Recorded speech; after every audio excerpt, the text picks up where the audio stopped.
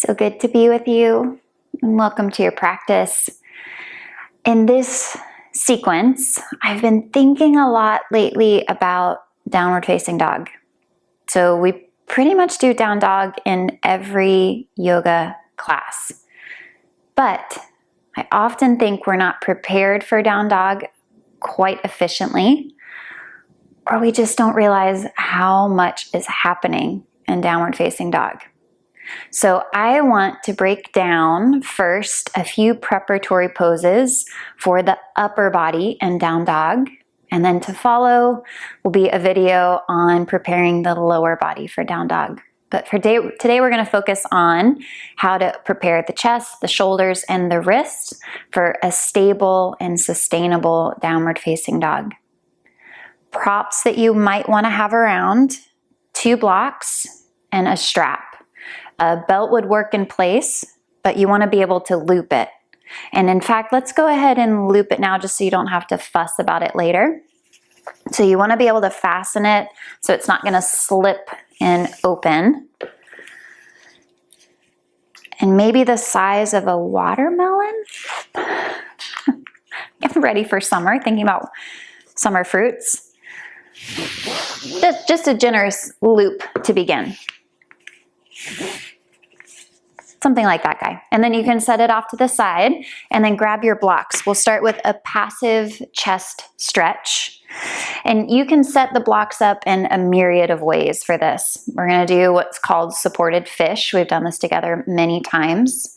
I'm going to suggest today, though, that the block that's going down the spine is running lengthwise. We often do it horizontally across the shoulder blades, but today I want to go down the spine to get a little bit more between the shoulder blades, between the scapula.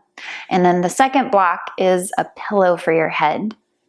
Now, doing it this way is going to feel like a much bigger stretch across the chest, so if it feels like too much, please do adjust the blocks in a way that feels sustainable to you. So, go ahead, lie on back. I like to put the bottom edge of that block kind of around the bra line or the bottom tip of the shoulder blades. And then for me, for my neck, the block under my head needs to be 1 step higher. Some of us might be able to have it on the same height as the block under the chest. But for me, that drops my head back a little bit too much. So settle in. We're going to take 1 minute just to land. Any position of the legs you like. And invoking a sense of heaviness through the upper body.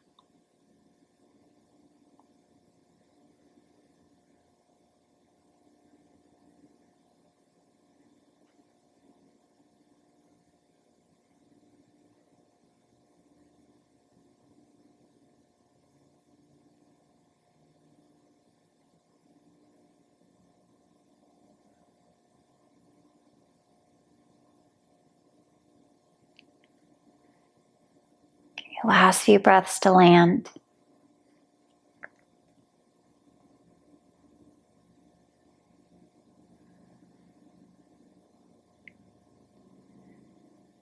And then you'll take the arms out into a cactus shape or that field goal shape with the arms hovering off the floor.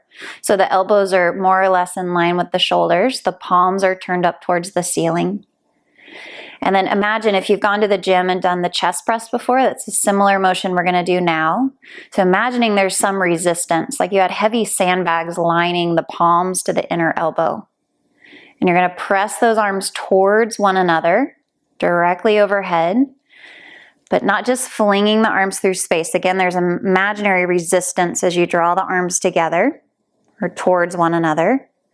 And then that same resistance is met as you try to open the arms out to the side. So now you're fighting those outer arms to come all the way back into that cactus shape. And you'll do that a few times. So pressing, imagine there's some weight as you try to draw those arms towards one another.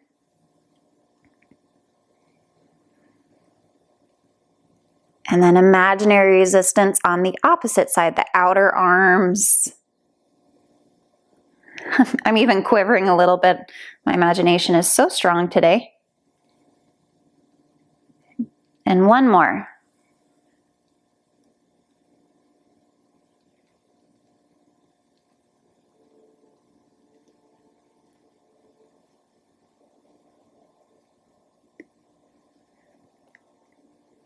And then when the arms open up, you're going to keep them in that cactus shape. And now you're going to try to glue those elbows down towards the ribs, towards the waist. And mine are not going to touch, but you're just moving in that direction. And then you're going to go back through the field goal and then move the arms overhead. Maybe the fingertips touch. So you're staying in the bent elbow 90-degree shape of the arms. And now you're gliding the arms down. Trying to squeeze those elbows in towards your side. And then moving the arms overhead, maybe fingertips touching. And then adding an imaginary resistance. Imagining you're kind of pulling down on that lat machine as you draw all the elbows down. You feel the shoulders, the scapula pull down.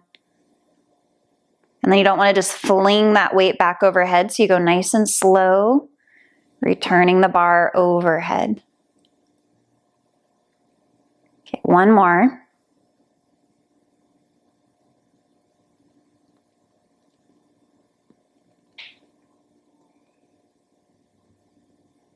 Taking the arms back overhead.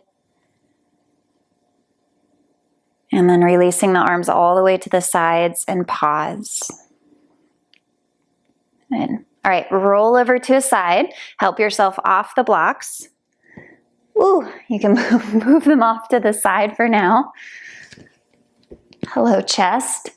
And we're going to move into a little bit of wrist work. So most of us, I'm assuming here, most of us spend a lot of time using mouses or trackpads, or we hold our phone in a habitual pattern, and we might start to feel some strain in the wrist, in the hand, in the fingers. Then we get to a yoga class. You're asked to do downward facing dog and put all this weight on your hands for wrists that are not strong or hands that are not prepared for it. So we're going to do a few things to strengthen and stretch the wrists. So you're going to come over into a tabletop position. And the first thing you're going to do is just spread the fingers as wide as you can. And you'll hear all sorts of directions in yoga classes about the index finger pointing straight forward, turning the fingers slightly out to the sides. For now, I just want you to find a comfortable position where you feel a stable base of the hands underneath the shoulders. And then we're simply going to grip the mat with the pads of the fingers. You're going to keep the heel of the hand down. You're going to keep that ball mound underneath the fingers down. And you're just applying a little grip without bending the knuckles too much. You'll hold for a breath or two, also without clenching your jaw, and then relax. So do that a few times. You grip. And my hope is that when you grip the fingers, you can feel that moving up through the arm and into the shoulders, that connection. It's not isolated and relaxing. Maybe one or two more, just gripping and relax. Let's do one more. So gripping, keep the whole base of the palm down, and relax.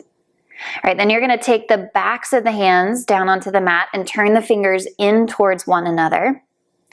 And you're going to try to press the backs of the hands strongly down into the floor and try to straighten the arms. So stretching the front of that wrist, a little quivering over here.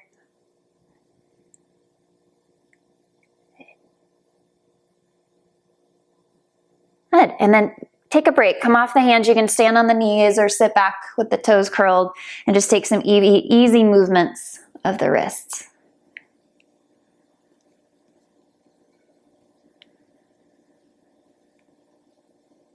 All right, now we're going to try to strengthen that inner line of the wrist and the forearm. So this is a very subtle movement. I call these wrist push-ups. So you're going to come back into that tabletop position. You're going to keep the fingers, the digits down, and you're imagining that you want to pull up through that inner wrist, inner forearm. So it's as if you wanted to pick the heel of the hand up, but picking the heel of the hand up without bending at the knuckle. So it's drawing straight up, keeping the fingers down, and a little grip of the fingers just like you did previously. So you try to pick the heel of the hand up without bending at the knuckles and lower. And you probably can't even see much movement on me. It's that subtle. You're gripping the mat with the fingers, trying to pull the base of the hand up and down. And it only takes about 3 to 5 of these before I go, holy moly, my wrists are not very strong. Okay, a few more. It might take a little bit to figure out what's happening. You can pause and take a closer look up here. Again, you may not be able to see much, but I'm trying to draw up like I wanted to pull straight up just through that heel, the base of the palm, without bending at the hand, at the knuckles. Okay. And again, take a break, sit back on the toes or up on the knees. Let's interlace the fingers together and do some figure 8s of the wrists. And switch directions.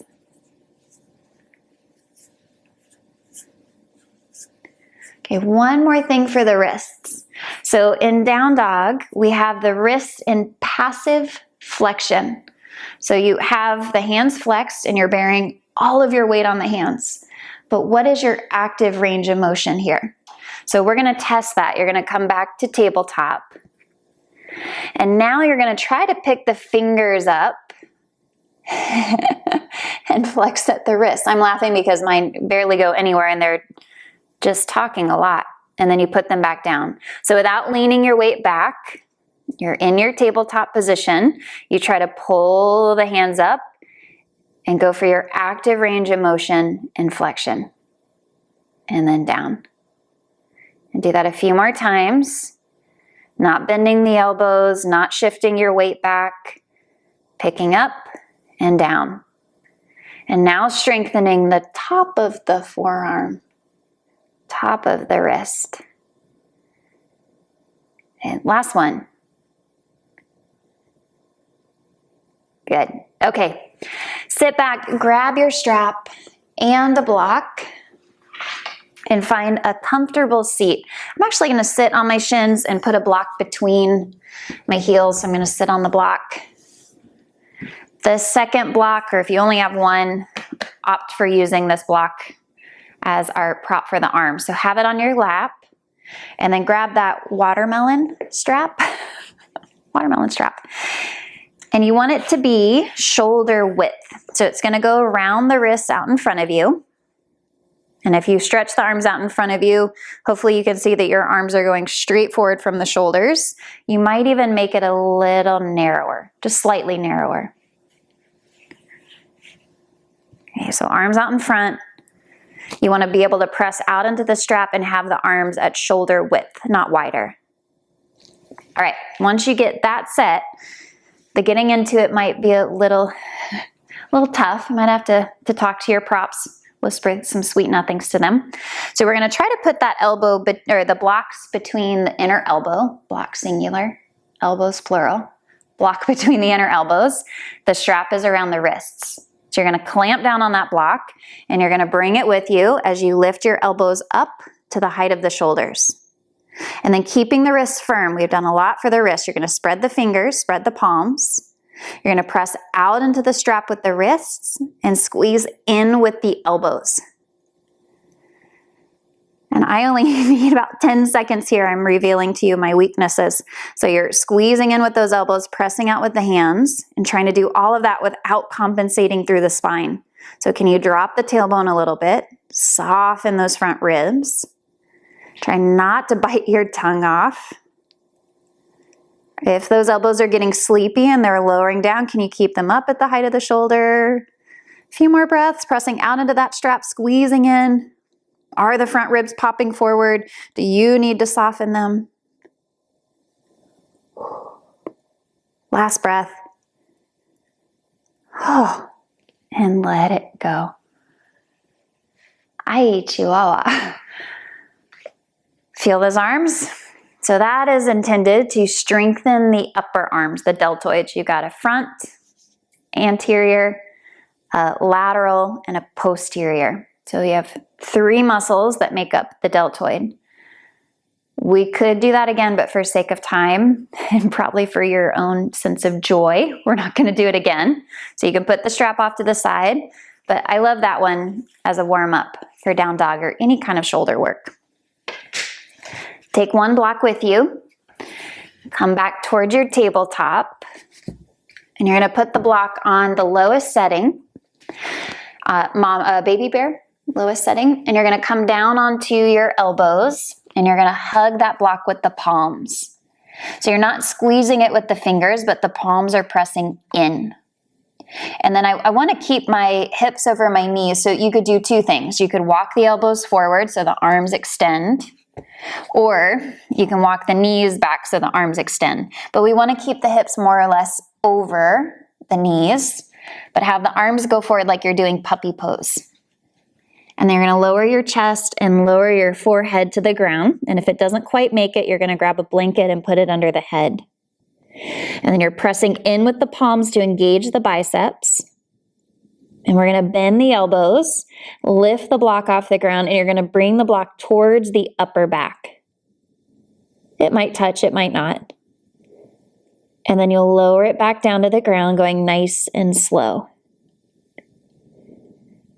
So some kind of play on a bicep curl. And you're going to do that several times. So you're pressing in with the palms, drawing back with the hands.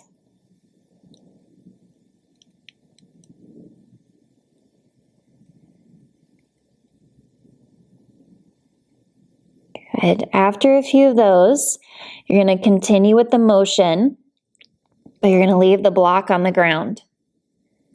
We're going to file this one under. I don't know why it's so much harder, but it is. And you're going to notice which arm is the dominant arm. And can you have them move together?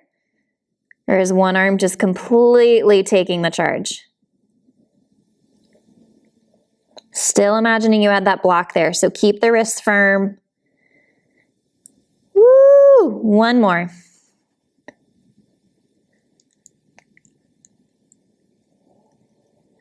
And then take a moment to rest, whatever that looks like for you. Oh, all right. Things feeling warm, hopefully. Hopefully. Okay, we're going to do one more prep. There's so many things we could do, but we're going to do one more prep, and then we're going to do 2 variations of down dog together. So we're going to do a few rounds of dolphin pose to, again, strengthen the shoulders. But we're going to do them with different orientations of the arms to play with the wrist and external rotation of the arm, which is very common in down dog. Not the only way to do down dog as we maybe have been taught. You can do down dog with a little internal rotation. I'm going to say that for another video. Today we're going to focus on external rotation. So we're going to come back to our forearms with that same exact setup of the hands. So the palms are pressing in on the block. Your elbows are on the ground. Remember, your fingers are not wrapping around the block, but you're pressing in with the palms. This time, we're going to curl the toes. We're going to hover those knees, and you might stay here, just pressing that block, hovering the knees, or some of us might continue towards a dolphin pose. So you start to straighten the legs. If the hamstrings are particularly tight today or chronically, you can keep those knees bent. Pressing in with the palms, and then trying to move the chest back towards the thighs. Good. Pressing, pressing, pressing. Head is off the ground. Good. And then drop the knees. Take a break. Whew. Round 2. We're going to put the palms on the ground, and you're going to have the block between the index and the thumb. So it's like the shape L. So palms are on the ground, block is on the ground. You're just framing that block with the index fingers and the thumbs. And you're going to walk the elbows in a little narrower than shoulder width. You're going to spread the fingers. And remember that little grip of the mat with the pads of the fingers? You're going to give a little grip. And then we're going to curl the toes. We're going to do the same thing. You're going to lift the knees, maybe hover, or maybe lift the hips and continue to press the chest back. And fingers are spreading, little grip of the mat. Try not to press the block forward. Lifting those hips up and back. Again, we're not really focusing on the legs, mostly on the upper body for the sequence. Last breath. And lower down. Take a little breather. Whew, or a big breather. All right, last variation. Now we're going to go into external rotation or supination of the forearms, external rotation of the upper arm bone. So we're going to take the backs of the hands to the ground, and the block is going to be framed between the outer edge of the pinky finger and the outer edge of the palm. So you're going to come to forearms. You're going to open the palms up towards the ceiling. You're going to walk those elbows in a little narrower than shoulder width and spread the fingers. Try to get the thumbs down. It's the hardest part. Can you get those thumbs down? Can you get the back of the hand down? One hand inevitably likes to follow along and the other hand is just completely going rogue. You might have the same experience here. Okay, so press that block, spread your fingers. Yes, we're going to lift the knees and the hips. When you're ready, lifting up, drawing back. Woo, and then did those thumbs peel up off the ground? My right hand sure did. Can you get the thumbs down? Don't let the fingers curl in like wilted flowers. Keep them spreading and blooming. Good. One more breath. And slowly lower. Nice job. All right, you feeling ready for down dog? My hope is the answer is yes, at least in terms of the upper body. So I'm going to show you down dog 2 ways with the blocks. And then we'll do one down dog together, and then we'll move on. Well, you're going to move on into whatever's waiting for you. So if you have the blocks, the first way I like to do it is put the block on mama bear, so that second height. And it's almost like it's a little straddle. So the fingers can wrap towards the outside of the block and then the thumbs are on the inside. So this gives you a little more grip, a little less all in the wrist and the palm. And then we're gonna lift the knees, press back to down dog. So when you're ready, you're gonna curl those toes, get a good grip on the block, lift the hips, and press the arms forward and the hips back. And then take a few moments, few breaths. See how it feels in the hands and the shoulders. Not really talking about the rotation of the arm bones. Again, we'll go over that a little bit later. Good. And then lower down. If the wrists need a shake, take a moment to see how'd that feel in the shoulders, the neck, the spine. And then variation 2. You're going to turn the blocks to baby bear. You're going to put the palm on the block, and you're going to walk the heel of the hand out to the ledge. So you're right at the edge of the block. Fingers are spread just like they're on the mat. Give that little grip of the fingers. And then we're going to curl the toes, lift the knees, lift the hips, and press back. And you're spreading the fingers, spreading the palms, and you're pressing the blocks forward as the hips go back. Long arms, long spine. Little grip of the fingers. Good. Awesome. When you're ready, lower down. All right, one down dog. So you can choose, you can go back to the first variation with the blocks. You could do the second variation, or if you're feeling good so far, maybe moving the blocks out of the way, coming to your tabletop position, and then sliding the knees back just a little bit. Spread the fingers, grip the mat with the fingers, lift the knees, pressing back, keeping those strong arms, strong hands, strong wrists. The hands are pressing off the mat, hips are moving back, long arms.